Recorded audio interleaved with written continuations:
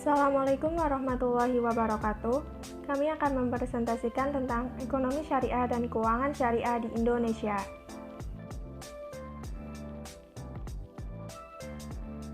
Kami dari kelompok 4 yang beranggotakan yang pertama, Isma Kristiana dengan NIM 205231006, yang kedua, Wisni Puji Rahayu dengan NIM 205231010, yang ketiga, Selvi Fadila dengan NIM 205231027, yang keempat, Laila Ali Wahyuni dengan NIM 205231032, yang kelima, Silviana Rahmadewi dengan NIM 205231035, dan yang keenam, Arta Dian Pratama dengan NIM 205231036.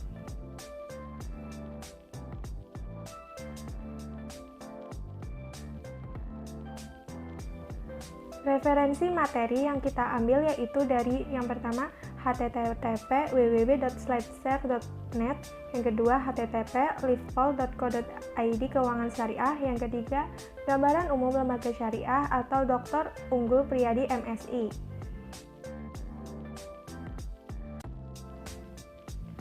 Pengertian ekonomi syariah. Ekonomi syariah merupakan ilmu pengetahuan sosial yang mempelajari masalah-masalah ekonomi rakyat yang dipahami oleh nilai-nilai Islam. Sejauh mengenai masalah pokok kekurangan, hampir tidak ada perbedaan apapun antara ilmu ekonomi Islam dan ilmu ekonomi modern.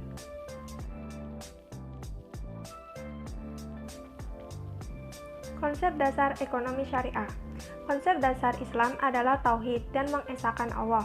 Tauhid di bidang ekonomi berarti menetapkan Allah sebagai sang pemilik yang selalu hadir dalam setiap nafas kehidupan manusia muslim. Dengan menetapkan Allah sebagai satu-satunya pemilik, maka otomatis manusia akan ditempatkan sebagai ekonomi guna sementara terhadap yang pemilik kepemilikan. Sumber hukum yang digunakan dalam penggunaan syariah yang pertama Al-Quranul Karim. Al-Quran adalah sumber utama, asli, abadi, dan pokok dalam Al-Quran yang Allah Subhanahu wa Ta'ala turunkan kepada Rasulullah SAW guna memperbaiki dan membimbing umat Islam kepada yang benar. Yang kedua, hadis dan sunnah setelah Al-Quran. Sumber hukum ekonomi adalah hadis dan sunnah yang mana para pelaku ekonomi akan mengikuti sumber hukum ini. Di dalam Al-Quran tidak dijelaskan secara lengkap tentang hukum ekonomi. Yang ketiga, ijma. Ijma merupakan konvensi baik dari masyarakat maupun para cendekiawan agama yang tidak terlepas dari Al-Quran dan hadis. Yang keempat, ijtihad atau qiyas. Ijtihad merupakan awal setiap usaha untuk menemukan sedikit kemungkinan suatu masalah syariat. Yang kelima, istihsan. Istilah dan istihad adalah bagian sumber hukum yang lainnya dan telah diterima oleh sebagian kecil keempat mazhab. Tujuan ekonomi syariah. Tujuan ekonomi syariah adalah sebagaimana tujuan dari syariat agama Islam itu sendiri atau maqasid asy-syariah, yaitu mencapai kebahagiaan dunia dan akhirat melalui suatu tata kehidupan yang baik dan terhormat. Inilah kebahagiaan yang hakiki diinginkan oleh setiap manusia. Bukan kebahagiaan semu yang seringkali pada akhirnya justru melahirkan penderitaan dan kesengsaraan.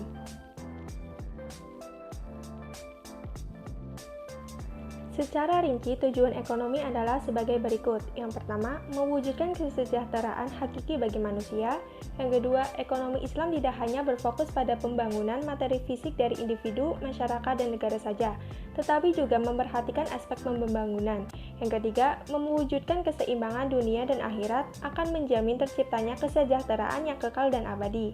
Yang keempat, untuk meningkatkan kesejahteraan material sekaligus meningkatkan kesejahteraan spiritual. Nilai dan prinsip ekonomi syariah. Nilai dasar ekonomi syariah adalah seperangkat nilai yang telah diyakini dengan berhasil, di mana ia akan menjadi landasan bagi paradigma ekonomi syariah. Nilai-nilai dasar tersebut berdasarkan Al-Quran dan As-Sunnah. Kemudian sebagai ekonomi yang bersifat robani, maka ekonomi syariah memiliki sumber nilai normatif imperat sebagai panduan serta pedoman yang mengikat.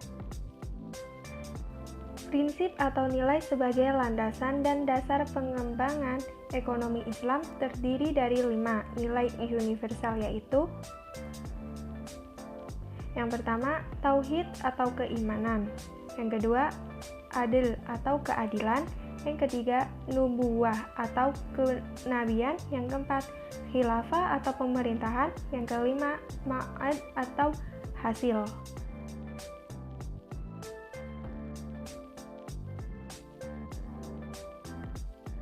Pengertian lembaga keuangan syariah. Lembaga keuangan syariah adalah badan usaha yang kegiatannya di bidang keuangan syariah dan asetnya berupa aset-aset keuangan maupun non-keuangan berdasarkan prinsip syariah. Dan ada yang mengartikan sebagai lembaga keuangan syariah adalah badan usaha yang kekayaan utamanya berbentuk aset keuangan, memberikan kredit dan menanamkan dananya dalam surat berharga. Jenis-jenis lembaga keuangan syariah. Yang pertama, bank syariah. Bank syariah adalah bank yang menjalankan kegiatan usaha berdasarkan prinsip syariah atau prinsip hukum Islam yang diatur dalam Fatwa Majelis Ulama Indonesia seperti prinsip keadilan dan keseimbangan atau adl wal tawazun, kemaslahatan atau maslahah, universalisme atau amaliyah, serta tidak mengandung horor, maisir, riba, zalim, dan objek yang lain. Yang kedua, bank pembiayaan rakyat syariah. Bank pembiayaan rakyat syariah adalah bank yang melaksanakan kegiatan usaha berdasarkan prinsip syariah, yang dalam kegiatannya tidak memberikan jasa dalam lalu lintas pembayaran.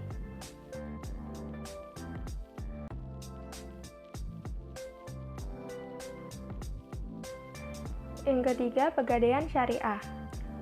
Pegadaian syariah adalah penahan suatu barang bergerak dan tidak bergerak milik pihak lain atau debitur oleh suatu pihak atau bank dengan pemberian hak kepada bank untuk mengambil pelunasan atas piutang bank kepada debitur tersebut.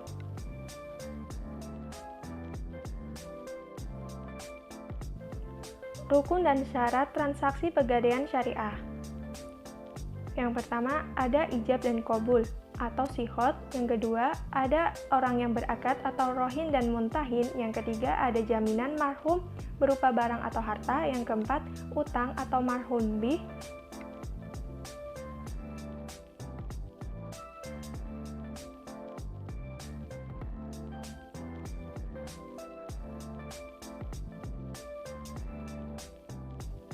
Jasa dan produk pegadaian syariah. Yang pertama, pemberian pinjaman atau pembiayaan atas dasar hukum gadai. Yang kedua, penaksiran nilai barang. Yang ketiga, penitipan barang atau ijaroh.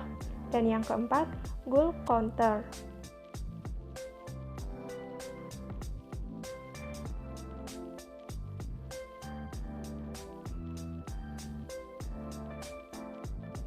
Yang keempat, asuransi syariah. Dalam bahasa Arab, istilah asuransi biasa diungkapkan dengan kata at-tamin yang secara bahasa berarti tumak-ninatun nafsi wa zawalul khauf, tenangnya jiwa dan hilangnya rasa takut.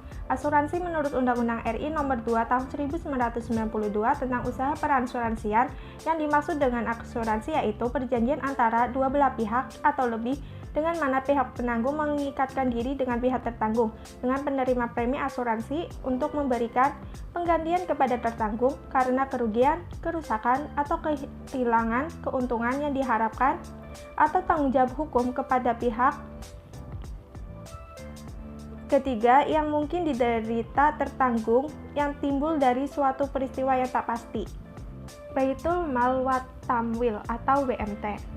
Baitul Mal Tamwil atau BMT atau Balai Usaha Mandiri Terpadu adalah lembaga keuangan mikro yang dioperasikan dengan prinsip bagi hasil, menumbuh kembangkan derajat dan martabat, serta membela kepentingan kaum fakir miskin, ditumbuhkan atas prakarsa dan modal awal dari tokoh-tokoh masyarakat setempat dengan berlandaskan pada sistem ekonomi yang salam.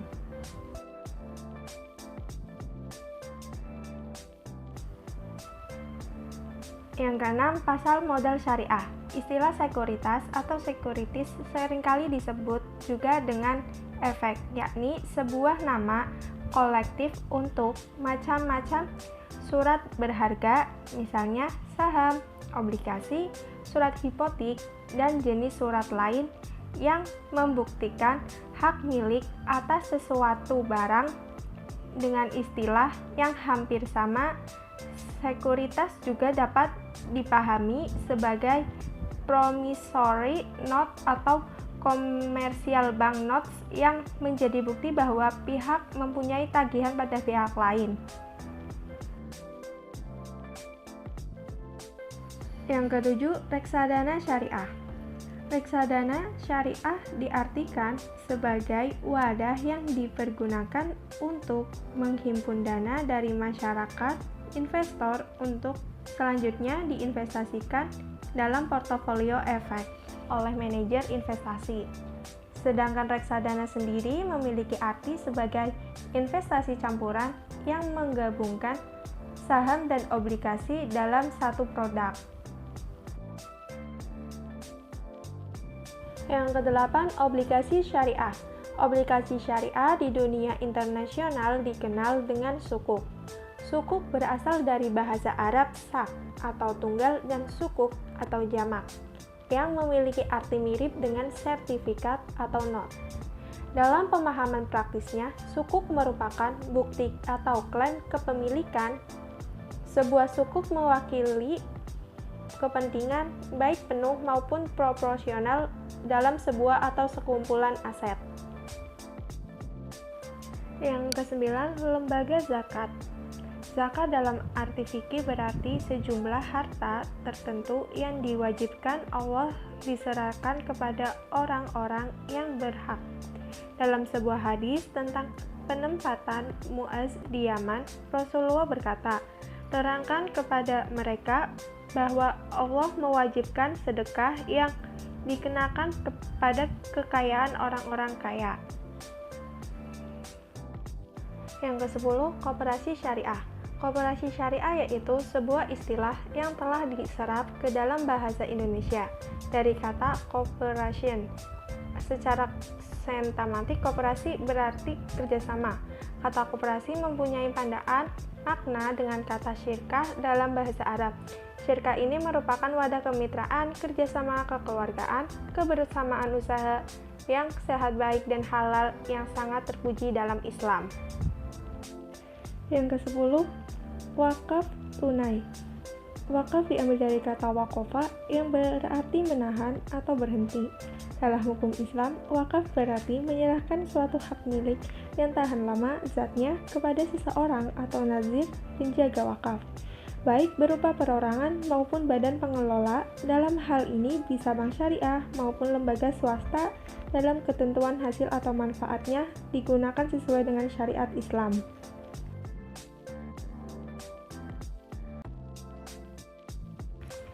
Sistem keuangan syariah.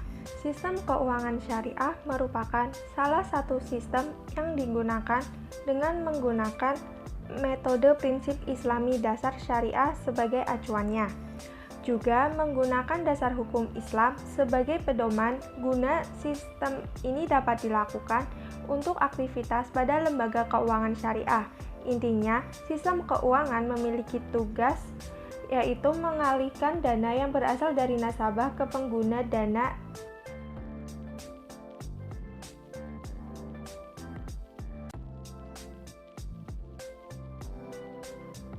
Pengelolaan yang diterapkan oleh keuangan syariah harus berdasarkan pada prinsip-prinsip syariah Islam, yaitu yang pertama, mengharapkan ridho Allah Subhanahu wa Ta'ala.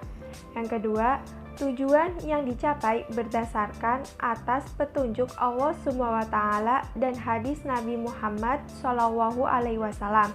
Yang ketiga, terbebas dari bunga. Yang keempat, bunga atau riba sangat dilarang dan haram hukumnya dalam Al-Quran. Yang kelima, menerapkan prinsip bagi hasil atau sharing. Yang keenam, sektor yang dibiayai halal hukumnya.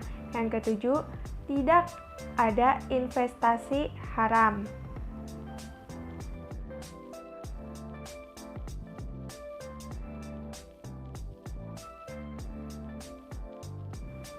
Sekian, terima kasih. Wassalamualaikum warahmatullahi wabarakatuh.